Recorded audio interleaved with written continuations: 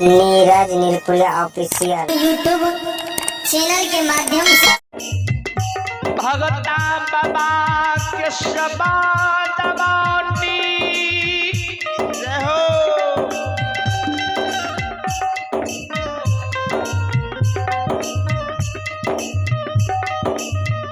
समाज के लोग सुने कहे भगता हो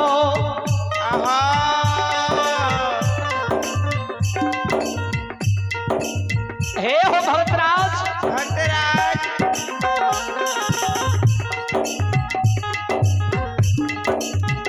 आज कह रही यहाँ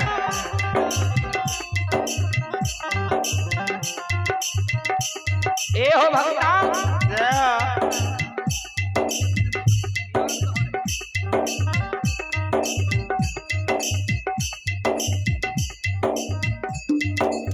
हे हो भक्तराज आज तू कहे छा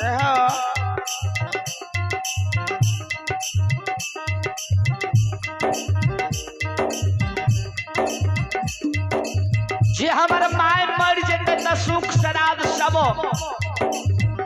मिल के कह देबै आ जेकर कर्जा है त हम सोलाय देबौ। जय हो भगता आज तू एगो बेटा बन के जुलही के जेबह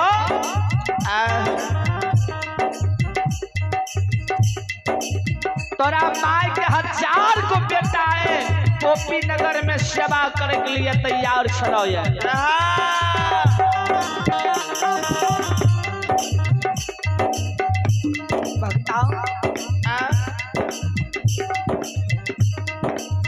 तू चल जाओ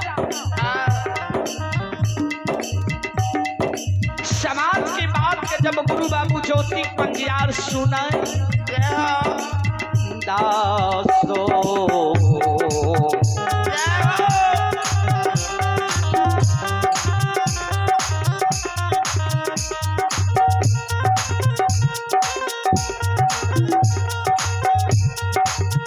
हे यो समाज बाबू दासो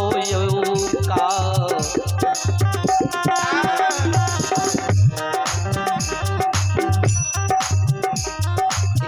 काला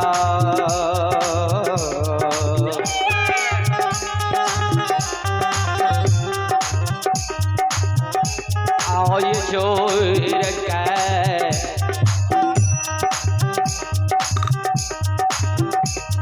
ज्योतिक बाबा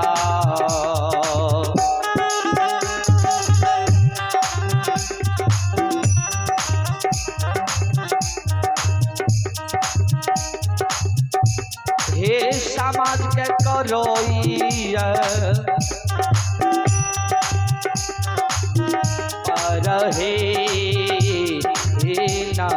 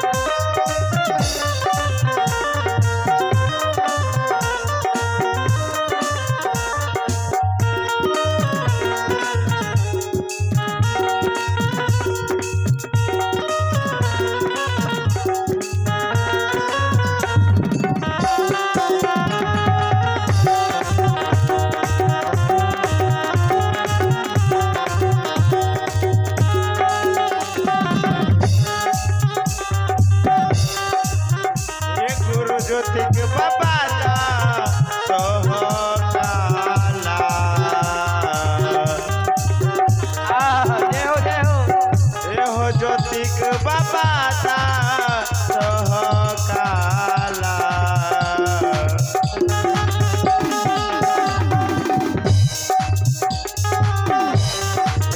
जो राजा ज्योतिक बाबा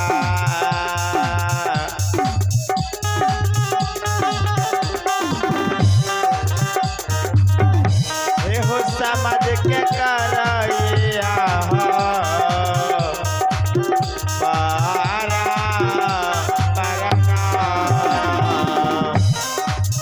भगता बाबा हो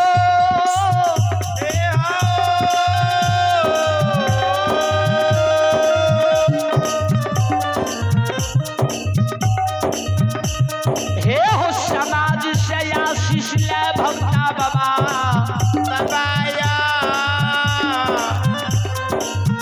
माय के लाइव प्रणाम करे छे मैयो गे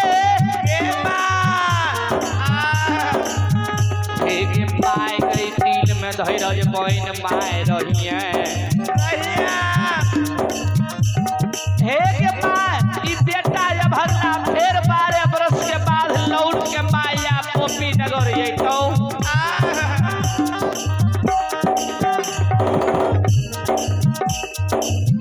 मैयो के नैना से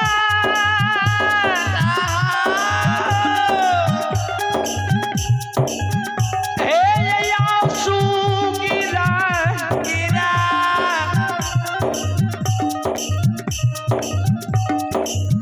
माय की नैना से आंसू गिरै छै मुख से कुछ न माय बोले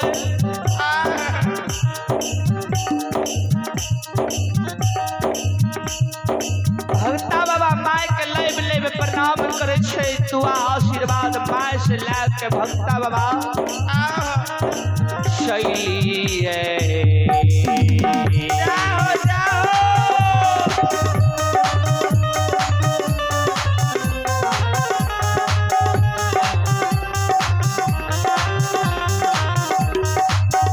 हे हो भगता बाबा हो शैलिए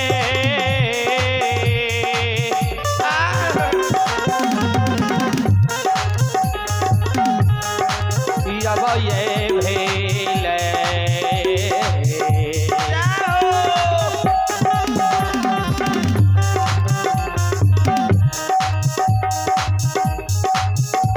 हे हो ज्योति का भगतिया बाबा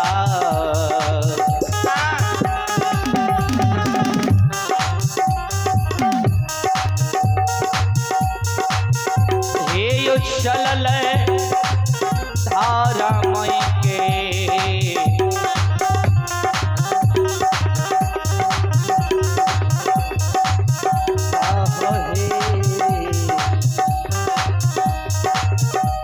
हे हो गहबा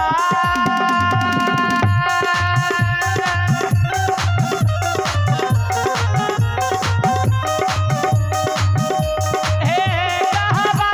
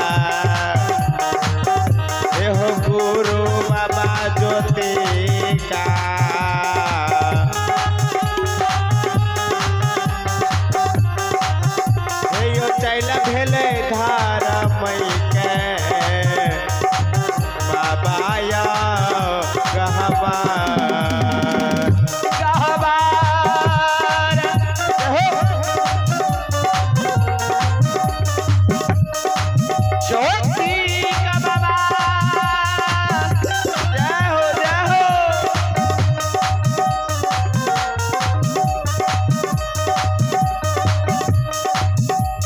हे हो धर्मई कहबर लू धर्मराज बाबा के कहबर लू बाबू ज्योतिक जुमै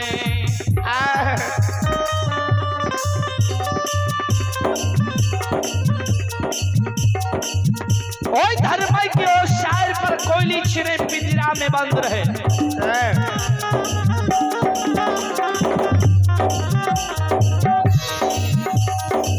कोयली छिराई के गुरु बाबा ज्योतिक पंजियार कहे कोयली गे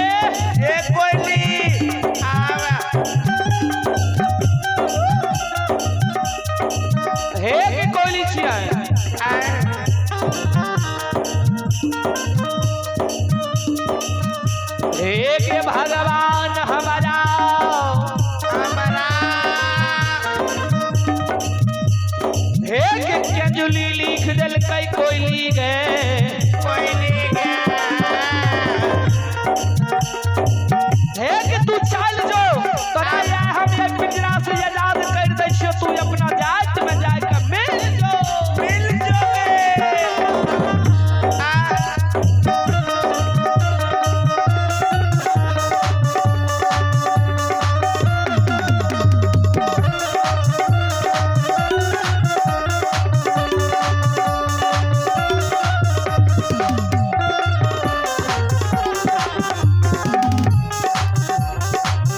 हे शिकार श्रोता भगवान ज्योतिक बाबा हुई समय में जाय के कोयली कहे